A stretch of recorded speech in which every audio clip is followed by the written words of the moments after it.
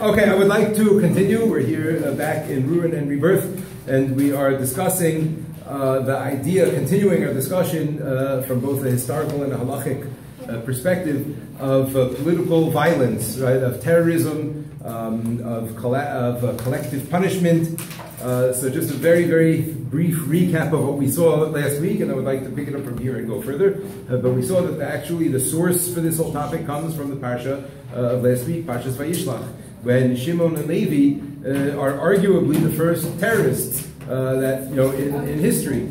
We saw the explanation of Rav Moshe David. We saw the explanation that he said that what was going through their mind. Why did Shimon and Levi do what they do? Why did they commit this atrocity of going and killing even innocent people? And we saw Rav Moshe David said basically what a havdil, but right, what a terrorist says, which is what there were 3 points that they needed to make. Number one, they needed to do an act of revenge. They needed to make it very clear that you just can't do something like this and get away with it. Number two, they had to do it on a large scale because it had to be done in such a way that everybody would know what happened and nobody would misunderstand and misinterpret what this was and realize that this was an egregious offense that was committed against them. And finally, why did they do this in an underhanded, trickery way that seems to be cheating? So the answer is, well, obviously, what were they supposed to do? They couldn't go up against the whole army and try to take them on themselves. So obviously, everybody would understand that they had to resort to trickery. We left off with this idea of one man's terrorist is another man's freedom fighter, right? This idea that whether or not we are abhorred by or okay with terrorism very much depends on whose side we're on. And if we're okay with the cause, so then we are okay with people committing terror in the name of that cause. And if we're not, so then we see it as a terrible thing. And that's what I wanted to continue addressing. Why? Because it's very important that we understand that we have a very clear picture of our stance here in Israel. We have a very clear picture of our right to be here, and we have a clear justification, we think, for all of the things that we have done and continue to do in order to have this country. And we see the things that we have done and do in order to get and maintain this country as just and appropriate causes, and we see the people that are trying to undermine and have historically tried to undermine our status here in this country as terrorists trying to stop us. But what I'm trying to get across to you is to understand that the world sees it very, very differently, and it really just depends on what side you're on. And if you are on the side of the Palestinians and you believe in their cause, there is a lot of moral outrage that is available to be had and directed towards the Israelis, because again, acts of terrorism depend on whose side you're on and from which perspective you see it. So I'd like to continue with this today, getting a little bit more into the details of the history. But before we do that, again, I want to just finish, with what we start with finishing off what we said last week. What is the justification for this al pi halacha? Again, the fact that Rav Moshe David explained to us what Shimon and Levi's rationale is, what their hatzdaka, what their what's the right word? Justification is, but was it okay what they did? So we saw the Ramban said no. The Ramban said no, it was not okay what they did, and the Ramban agreed with Yaakov, who criticized them for it. We saw the Rambam, Maimonides. Rambam said what? That they were justified because the city of Shechem did not uphold the Sheva Mitzvahs B'nai Noach. They did not uphold the mitzvah of maintaining dinim. But we saw that those two the sides kind of sort of cancel each other out, and it doesn't seem to play such a role over here in our question. But we saw there was another source we saw in the Maharal, and Maharal brought in this idea of a war. Maharal said when we're at war, so the laws of killing civilians do not apply. And if you can justify by saying that we're at war with the Palestinians, or we were at war with the British mandate, so then that would justify the killing of civilians in the waging of that war. And we saw that this is something that some of the poskim used and explained as a justification for certain things that were done. And finally, the justification that we discussed is the idea of a rodef, the idea of a pursuer. The halacha recognizes that if there's a person who is out to get me, to kill me, so even if right now, in this moment, that person is not posing a risk, like the case of who? of Shaul HaMelech and David, right? That David saw Shaul there sleeping, right? Now he was not able to kill him at all, and David said he would have been justified in killing Shaul because Shaul had the din of a rodef. So if we were to have, let's say a Palestinian village, an Arab village that was supporting and helping terrorists that were launching attacks against the Jews, so then perhaps a justification could be made that this is not a matter of collective punishment, but it's a matter of a rodef. That this village has a status of somebody who is, encouraging the killing or enabling the killing of Jews, that would be the other justification. So what I want to do now is look through a little bit historically to talk about how the violence started on both sides. When the violence began on the side of the Palestinians and when it began on the side of the Israelis. I want to zoom in on a few particular events that took place and a few particular killings that took place on both sides. Arab killings of Jews in riots and Jewish killings of Arabs in a few different situations, and we'll discuss in the context of those activities how they bore out in terms of the history unfolding, as well as the halacha and the justifications behind these things that were done. So before we get started, in order to get started, I would like for us to take a look at the papers that I handed out. Now there's two sheets that you have. Again, I'm sorry this one came out inside. But this page, what this shows us is Jewish immigration to Palestine during the British Mandate period. Again, we're talking about during the war, years following World War I, when the Middle East was divided up between France and England, and each one took whatever parts they wanted, disavowing their pledges that they'd made to the Arabs along the way. And we're going to see that during this time period of the British Mandate, right, so Aliyah flourished. The Jews were allowed to move in freely starting through the 1920s, and this is something that really led to a lot of the tension with the Arabs. Now, let's take a look at the numbers over here.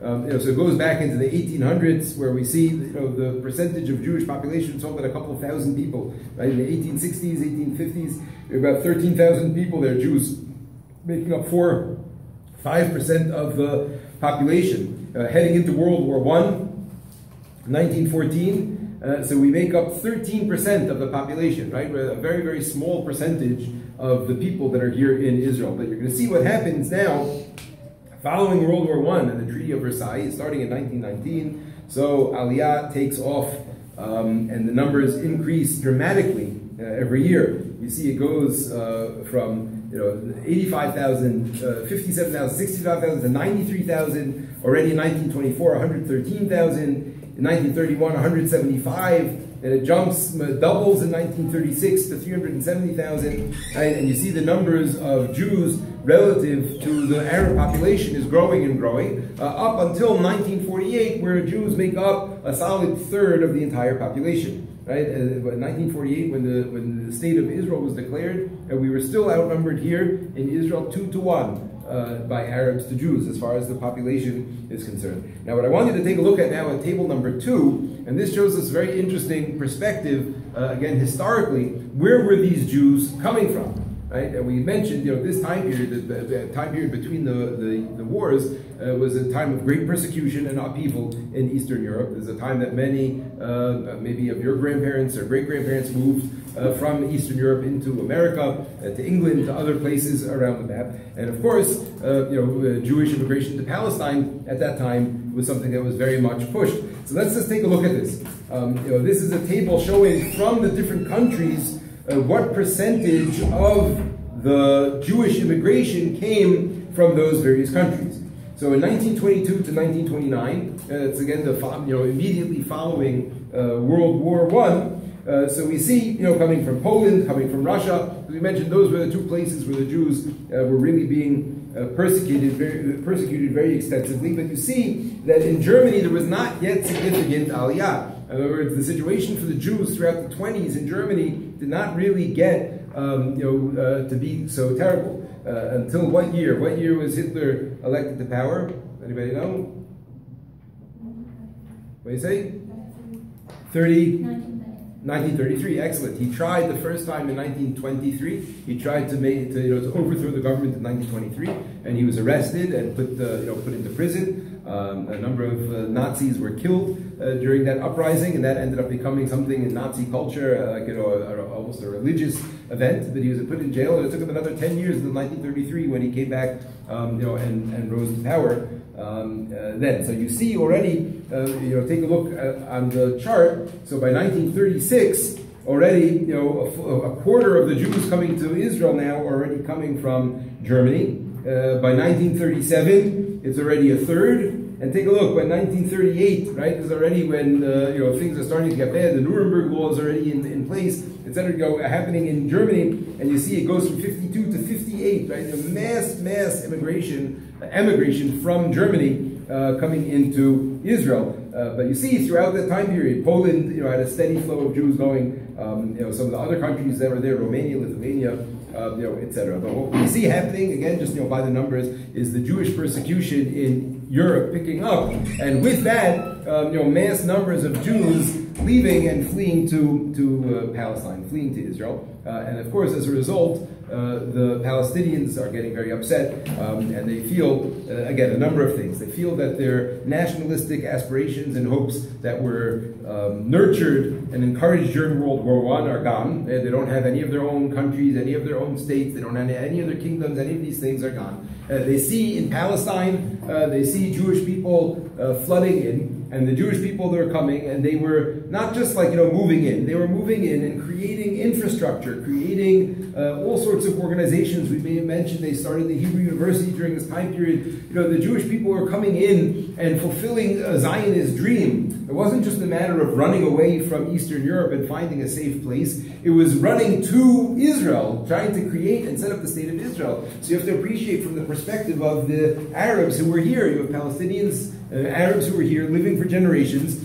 hundreds of years, and just doing their thing, living like nomads, living in clans, living in tribes. Without, again, like we mentioned, living under the Ottomans. There was no infrastructure. There was no major highways, no major roads, hospitals, waterworks, all of these types of things. And then along come these Jews, and they're buying up land at a tremendous pace. There were organizations like the JNF, Karen Kayevet Yisrael, all these organizations that were set up in order to raise money to help purchase land and homes from the Arabs. And in the beginning, the Arabs were happy with it. They were fine. They were getting good money for their property until they realized what was going on. They realized that there was this group of white Europeans. Right? We mentioned this a couple of classes ago. During this time period of the world after World War I, the white Europeans were seen as these people that were taking over the world. They'd set up shop in all of these other countries. They divided up the world among themselves and were basically doing whatever they wanted. And the Arabs saw these Zionist Jews as an extension of that. For hundreds of years, there had been Sephardic Jews that were living in Israel. And Sephardic Jews are very similar to the Arabs. They had similar culture, they had similar background, they spoke similar languages. It's not a joke. In some of the riots that we'll see, so they specifically said, send out the Ashkenazim, and we're going to kill the Ashkenazim, the Arabs, because they felt a connection. I'm sorry? Like with the Horva. Yeah, in many places is what happened. They felt a connection with the Sephardic Jews. They didn't have. Even today, you should just know. Even today, the farthest out there Palestinian and Arab organizations that want to take Israel back. They only want to kick out anybody who came here after 1948. Anybody who was here before, who was like traditionally, or maybe before that, maybe in the 30s, whatever this wave of Aliyah began, those are the people that they feel that these white European interlopers. But the Sephardic Israelis that have been living here for many generations alongside the Arabs, initially they did not have a problem with. Anyway, as smart enough to leave also. I'm sorry. Yeah, well, once Israel became Israel, and they, it became like a Jew versus Arab thing. So then, until today, no terrorist asks if somebody is a Sephardic or Ashkenaz. Now, there's no such distinction. But in the beginning, there was. In the beginning, there was a clear distinction that the Arabs made between the not all of them, obviously. But there was a clear in certain of the riots and massacres that took place. They explicitly said let the Sephardim go. We only want to kill Ashkenazim. And that was really the way that they saw it. Yeah. Is that why when the state was first created, like it was kind of racist towards Palestine? I don't know. I thought it was still a little bit. I don't know. I don't know. I don't know what the but yeah. I mean, look, Zionism was the intellectual Zionists. It was a white European cultural movement. It was not a religious movement, certainly not at the beginning. It was a European nationalistic cultural movement, they saw many other types of Jews as not really so worthy. The very frum Hasidim in Hungary, they did not want them coming to Israel. They did not want that.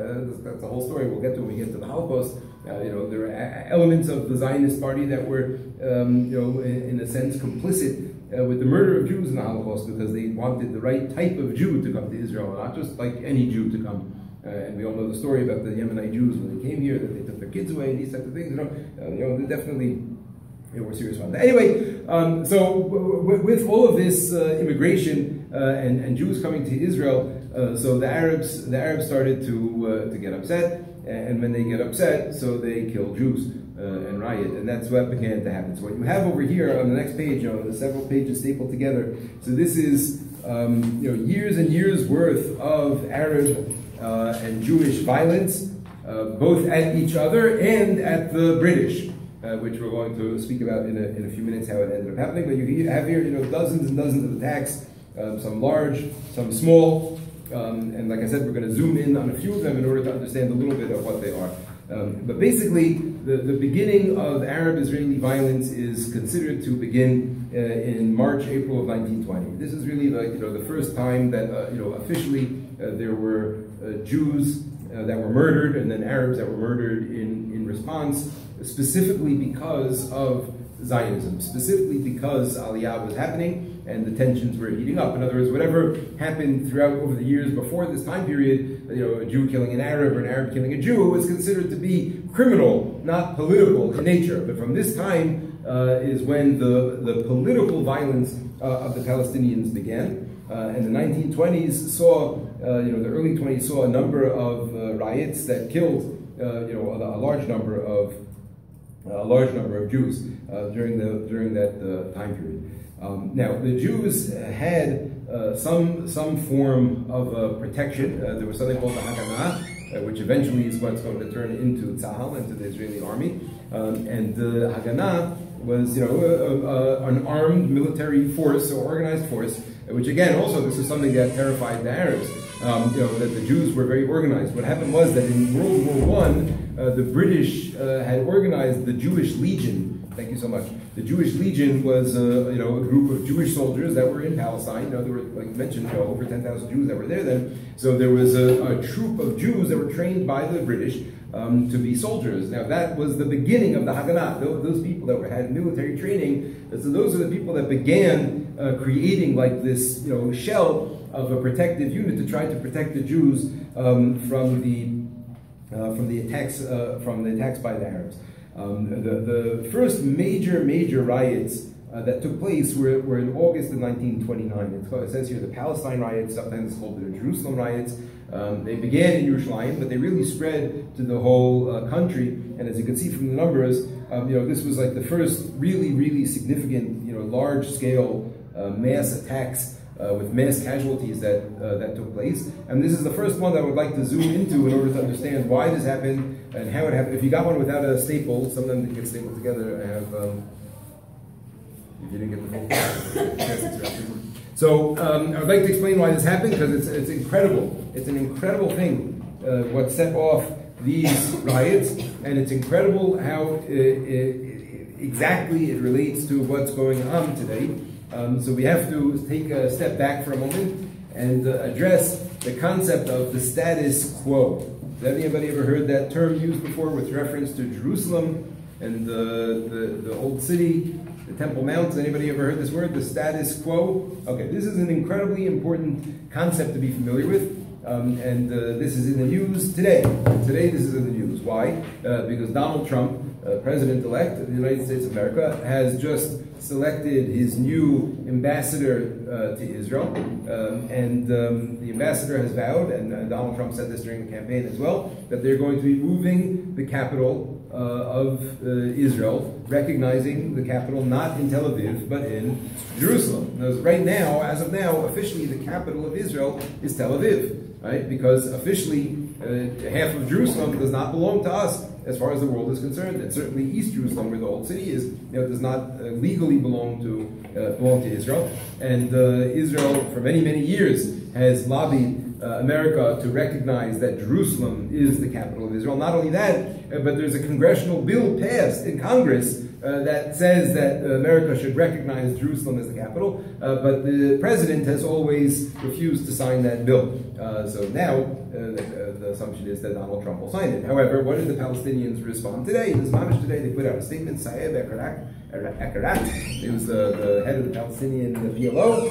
He said, if Israel makes a step and America recognizes Jerusalem as the capital of Israel, all peace agreements with the PLO are nullified. All recognition of the state of Israel by the PLO, going back to 1988 or something, whatever it was, when they turned around, are off the books. That's it. We close the door on any discussion with Israel. Israel no longer exists as an entity. If we declare Yerushalayim as our capital, right? It's so sensitive to them, this idea.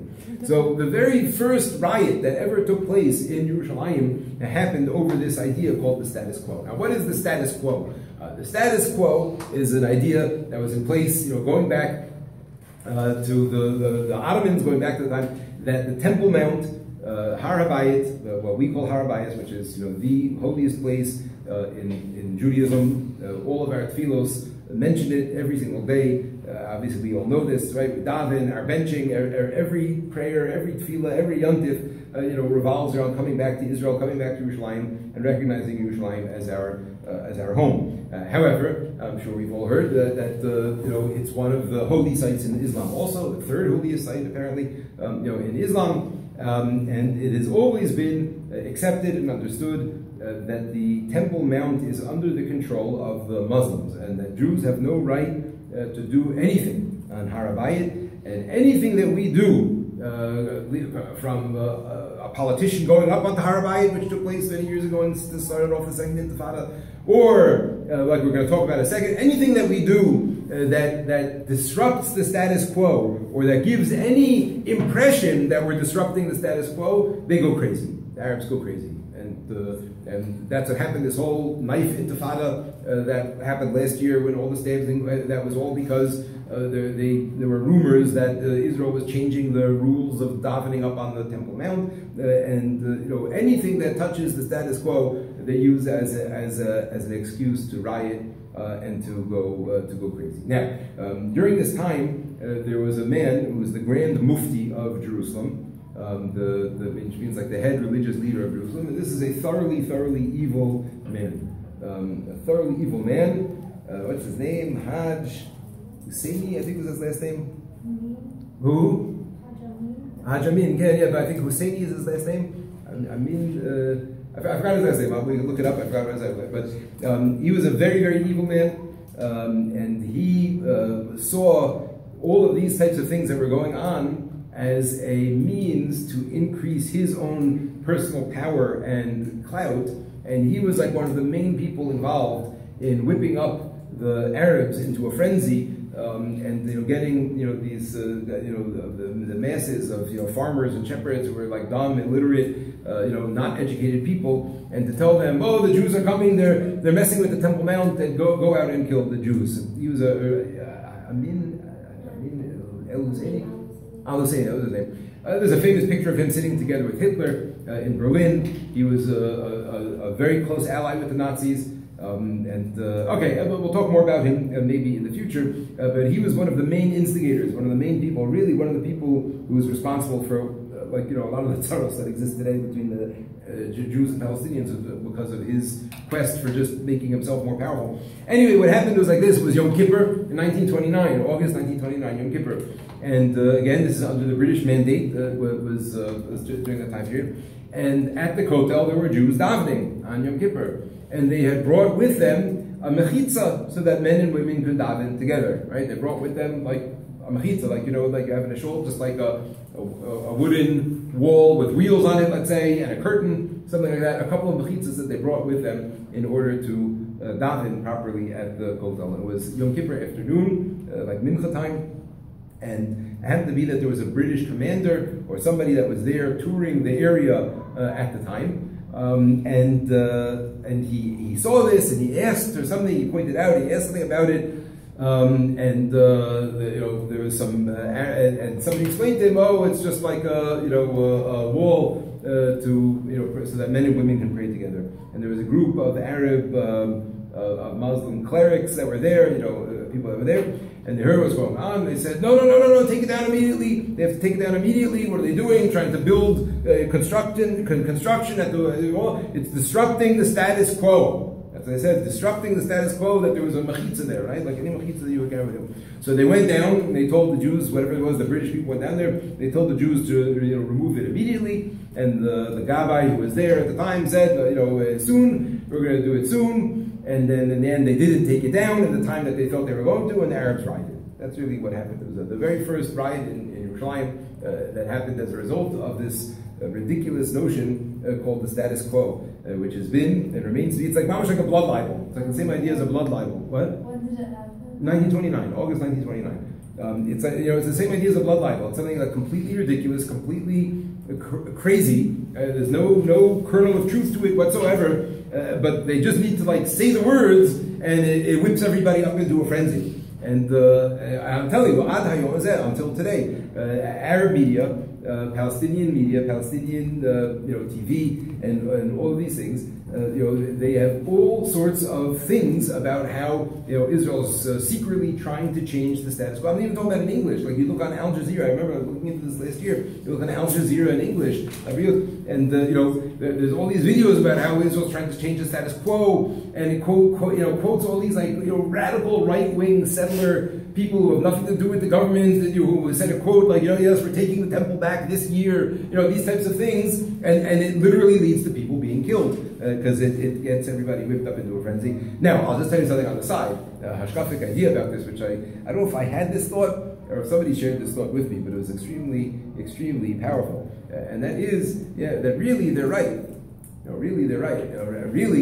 This whole process of Israel and us coming back to Israel, really is the beginning of the Mashiach. It really is the beginning of the disruption of the status quo. We really are in the process of building the Beis HaMikdash, just not the way that they think we are, right? I heard I don't know if somebody said this was my own thought, but like the Malach of Yishmael, the Malach Hamamuna on Yishmael, like whatever that spiritual entity over there in Shemaim, that's like the angel for Yishmael and Islam. So he does know that there's something up. He does know that there's something happening, and he's terrified. So he's whipping them up into a frenzy. This is what I heard about. Very powerful idea. But this thing that the status quo, again, I just want you to be aware of these ideas, because as you grow up and maybe read the news or pay attention to what's going on in the world, so you will see that this is a concept that keeps coming up and leading to the murder of Jews. And it's a complete fallacy. It's a complete joke. It's not true at all. Never was, but it's used until today as an excuse. And the Jews that are killed, stabbed to death, because this Muslim thinks that he's doing something to stop us from taking over the Temple Mount. It's like really crazy, and it would be funny if it wasn't leading to people being killed. Okay. Anyway, if you go back to the sheets, I just wanted to point that out to you, like I said, because that's very much an ongoing topic. The next one that I wanted to point out is part of that same time period. It was the Hemorrhoid Massacre. There was a riot, a pogrom, like a riot in Hebron that took place, which was extremely brutal. You have to understand, these were brutal. They went in with hatchets and saws and whatever they had, and killed men and women and children and raped and everything. Terrible attacks that took place. And the Hebron Yeshiva was then in Hebron. Now, after the riot, they moved it because it was no longer safe over there. But Hebron was a place where Jews and Arabs had been living for centuries, living side by side, living there for a very long time. So much so that leading up to the Hebron riot, a Haganah troop came to the Jewish community in Hebron and said, we hear that there are stirrings, we hear that there are Arabs that are looking to riot, we'd like to stay to protect you. And they said, no thank you, we have very good relationship with our Arabs. One of the local chieftains of a local village said that he would protect us. Thank you, but no thank you, we're okay. And sure enough, they were not. The next day it started. As you can see, there was a massive riot on one day. 67 Jews were killed. Throughout this Literally yeshiva boys, yeshiva guys sitting and learning in yeshiva, and they stormed into the yeshiva and chopped people up to bits. There's pictures of it, online. You can see pictures of a yeshiva guy in bed, missing an arm and his arm all bandaged up. There's a picture of somebody wrote on the wall in blood, Yidden Nekama, take revenge for us. It was a terrible, brutal massacre of yeshiva guys, of people in Kolo, totally harmless and people. Anyway, that was also a very, very significant act, and that was the end of a big Jewish presence in Hebron. A lot of the Jewish community left as a result of that, and now only live there under the protection of the army. A tiny little enclave surrounded by Jews. Now you'll notice though throughout all the 20s, through the 20s and the early 30s, all of the attacks are committed by Arabs. There were no counterattacks and no terrorism like we've been discussing until the mid to late 30s. And what you happened during this time period now was you had a lot of Jews, like we mentioned before. You had Jews moving in now from Germany, Jews moving from Eastern Europe, Jews moving in from places where they had been persecuted and they had been killed in pogroms, their family members, and now they came to Israel and they see that this is going on over here, and they said, no, we're not going to take this anymore. And they started launching counterattacks. And the first one took place, which wasn't like a mass coordinated attack, but there were just a number of Arabs that were killed by Irgun units around Jerusalem. Now let's just talk about this for a second. The Haganah, we said, was the main protective force of Israel, but in the 30s it split, and it split over this issue. The Haganah felt that they held of the philosophy of purity of arms. Purity of arms means that we can't sink to their level. We can use our guns, our arms, in order to defend ourselves, in order to attack a rodef, in order to attack a person who's going to attack us. But under no circumstances are we going to commit atrocities. Under no circumstances are we going to sink to their level and lose our moral high ground. The Irgun did not agree with this, and the Irgun split off from the Haganah.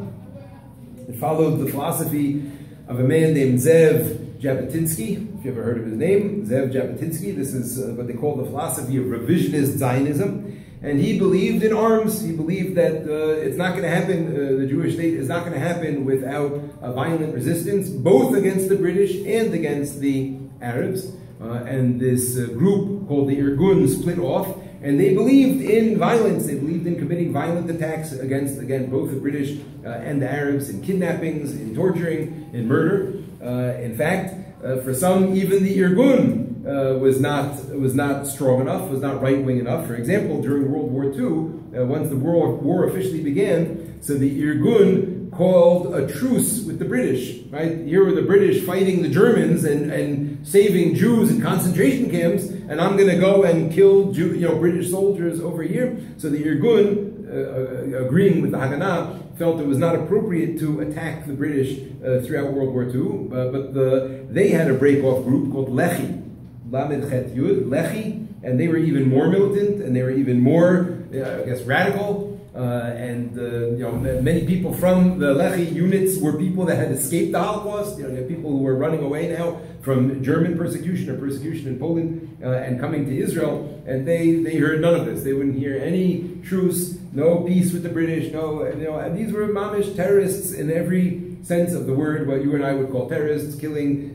people indiscriminately, kidnapping and torturing British soldiers, British policemen, Arabs. A Jewish doctor was killed. They killed an Arab doctor right back. Innocent, person who otherwise wouldn't have deserved it. But they were terrorists, and so much so that the Irgun was labeled as a terrorist organization by all countries in the world. America, British.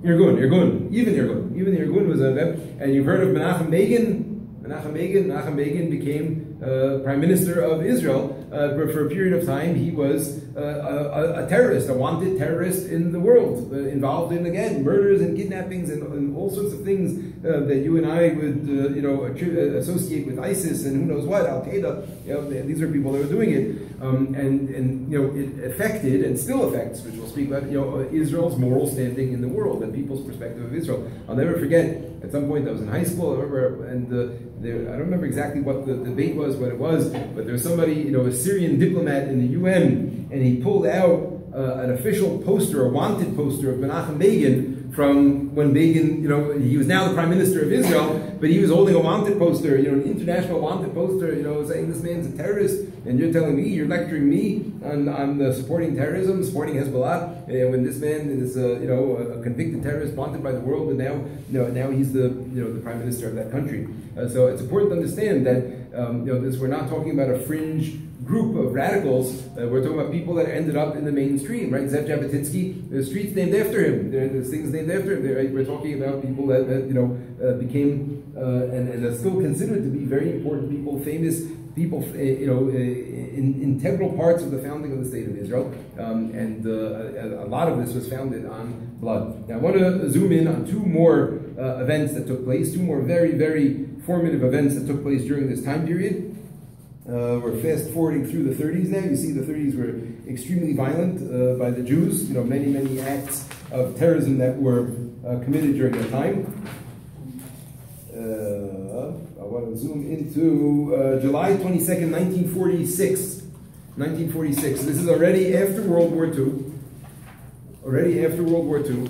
At this point, Britain, we didn't really get into the details. Britain went back and forth in terms of allowing immigration and then holding back immigration, and especially leading up to World War II, they curtailed immigration, and obviously people were very angry at that because it was causing Jews to be killed in the Holocaust because they weren't able to come to Palestine. And one of the most famous acts of terrorism that were committed by the Irgun during this time period was the King David Hotel bombing. You guys know about this? You heard about this? Right? The King David Hotel is like one of the most oldest and famous hotels here in Yerushalayim, and it was the British military headquarters or administrative headquarters in Yerushalayim. That's many military personnel and police personnel and diplomats that were there, and it was a very intricately planned, coordinated bombing that killed 91 people, 40 Arabs, 30 Britons, right? Even Jews that were killed because they were there at the time. It was a massive bombing, like a massive hotel bombing that was new, and it was Jewish terrorists that did it, right? We're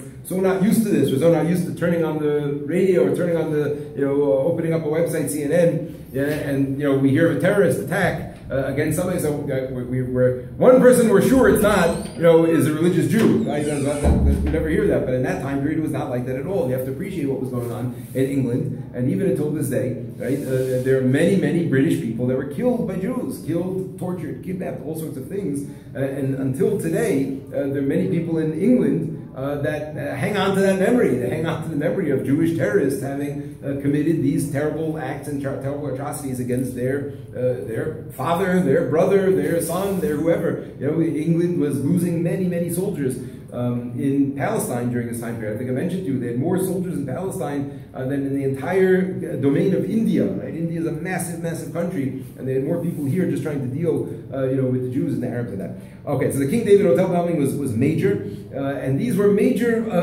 They had major effects. I mean, basically, this campaign was successful. The Jewish campaign, they called it an insurgency, right? You guys know what an insurgency is? You know what that word means? An insurgent.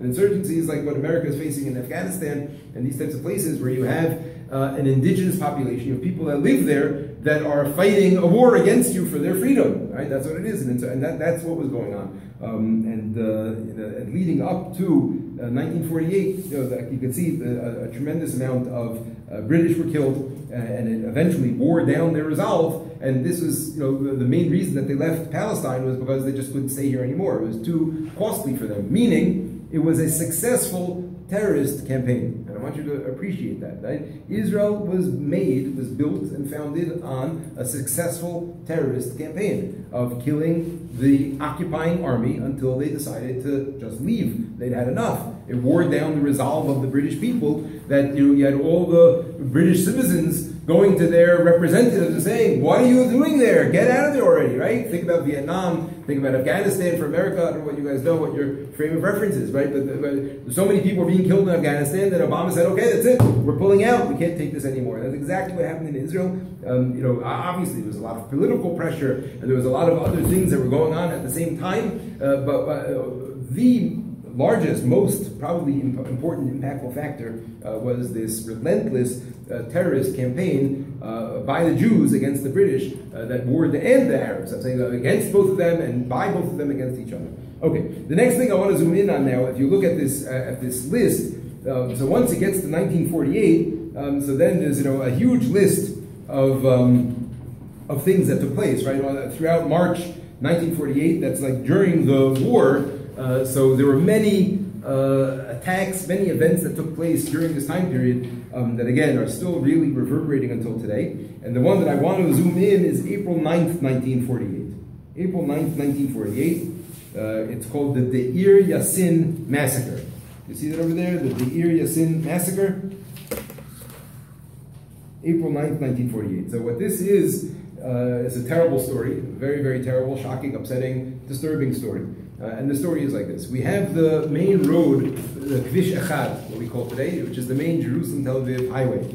And Yerushalayim during the war was cut off. They were under siege. And the Jews that were here had no supplies, they had no weapons, very little, let's say limited supplies, limited weapons, limited water even. And they were depending, for their survival, they were depending on these convoys that came from Tel Aviv to deliver goods, to deliver doctors, to deliver a barber. In that book, Oh Jerusalem, they speak about this, that there was no barber in Jerusalem for a period of time until finally a barber showed up, in one of these convoys. They were literally, their lives depended on these convoys coming. But as you know from driving in buses, if you've ever been on the Kvish Echad, it's a very, very hilly road, and it winds through many hills. And there are hills all along the road that are overlooking the road. And those hills those villages were Arab villages. They were Palestinian villages of people that were there. And it was extremely, extremely dangerous. It was almost like a suicide mission to be on one of these convoys because they were driving trucks with lots of supplies, and they were heavily loaded, and they were basically sitting ducks for Arab snipers and hand grenades, etc. And this is what they would do all the time. They would ambush these convoys, shoot at the tires, throw a couple of hand grenades in, kill the people, and they were brutal. Again, terrible, horrific, brutal. What they would do when they got people alive, they torture them and butcher them and all sorts of terrible things. Really, really disgusting, brutal animals. And this was going on over and over. And like I said to you, on the Jerusalem-Tel Aviv highway until today, there's that section where they have those trucks, those like old empty trucks. You know what I'm talking about? There's a few like military trucks along the side of the road. You know what I'm talking about? Yeah. So those are actual trucks from convoys that had been destroyed, that were attacked and killed by Arabs. And they leave them there as like a memorial. They repainted them. When I was in yeshiva here, they were not even painted there. Now they're all painted like the same color, but back then they were still like the same color that they were. They left those trucks there as like they created a memorial. Many, many Jews died in these convoys. And what they realized was, the Haganah realized that in order to save Jerusalem, what they needed to do was take over these towns. They needed to take over these Arab villages along the highway in order to protect the convoys from coming in. The main one was Castel. If you know that town along the highway, if you've ever seen the sign, but Castel, that was like the main strategic military location that Israel was fighting for in order to secure the road. But okay, we have to stop, right? What time is class at? Now? Okay, so we'll stop here and we'll continue with the story of Castel and Deir Yassin next time. Terrible story, upsetting story.